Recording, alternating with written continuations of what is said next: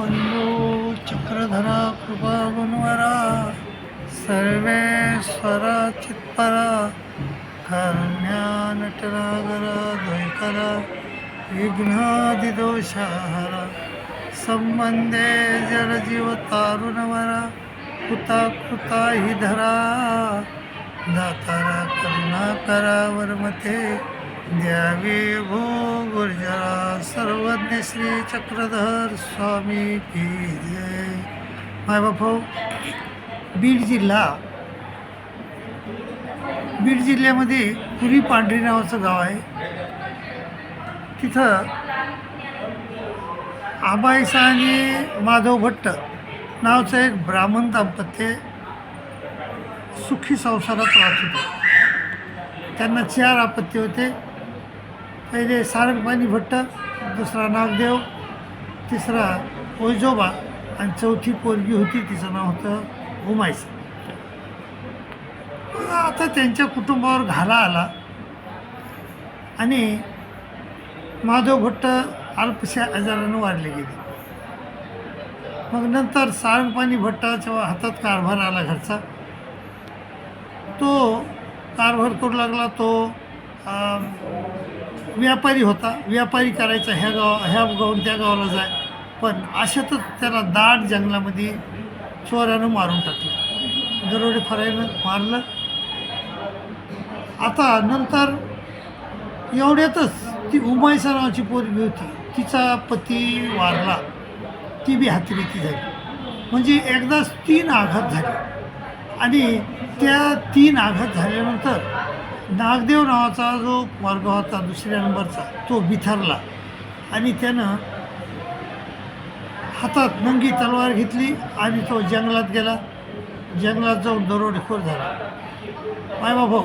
आणि मग ही गोष्ट त्याला तिच्या आईला असह्य झाली आणि आईनं ते गाव सोडलं आणि रामस गावाला येऊन क्षेत्र संन्यास घेतला. तिथं राहावं लागल्या. मग नंतर तिथं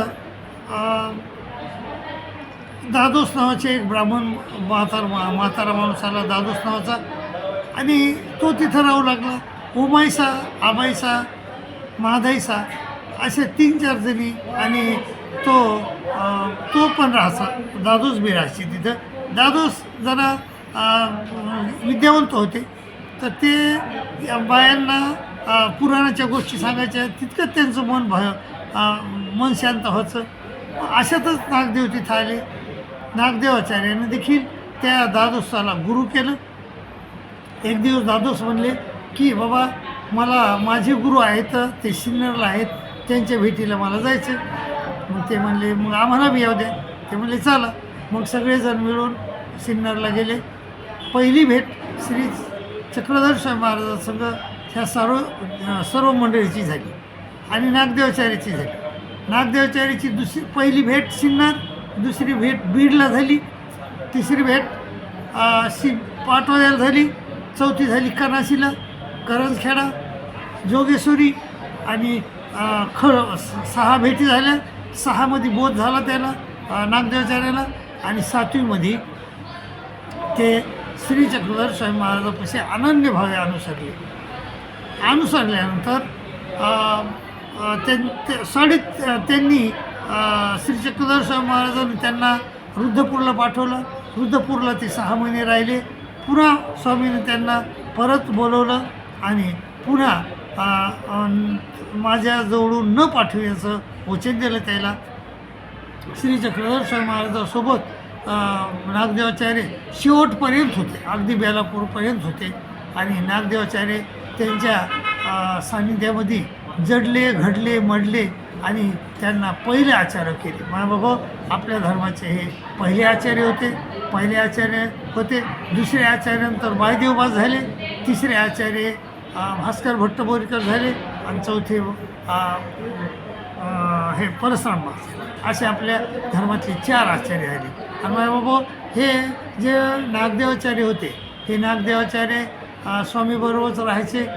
स्वामी बेलापूरहून उत्तरापंथी निघून गेले आणि मग भट्टोबास त्यांच्या विरहामध्ये भानखेडीला जाऊन पडले आणि तिथं वीरावस्थेमध्ये महादाईसाने त्यांना सावध करून आणलं आणि रुद्धपूरला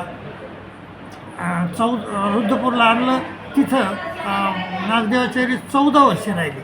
म्हणजे 1194ला शिके 1194ला सर्वज्ञ श्री चक्रधर स्वामी महाराज म्हणजे उत्तरापंथी निघून गेले आणि मग त्याच्या 14 वर्षे भटोबास त्या गोविंदपूर महाराजाच्या शिवेला राहिले. 94 आणि 14 2 हा 1208ला गोविंदपूर महाराज निजधामाला निघून गेले आणि मग नागदेवाचार्याला रुद्धपूरला काही करमणं मग मन लागेना आणि तिथून ते गंगा तीराला आले आणि गंगा तीर सगळं नमस्कार केलं आणि मग ते याला आले लिंब्याला आले.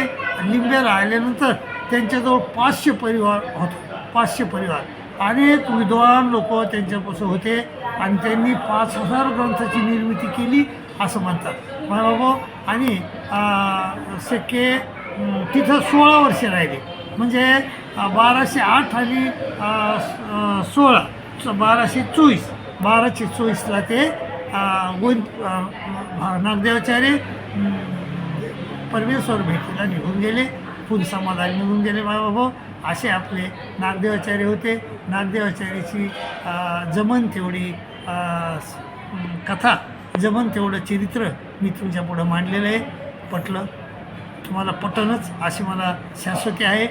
पटवून घ्या आणि वारंवार ऐका आणि ते पाठ झालं पाहिजे असं करा अशी मी तुम्हाला विनंती करतो आणि तुमची रजा घेतो. दंडोत प्रणाम, दंडोत प्रणाम, दंडोत.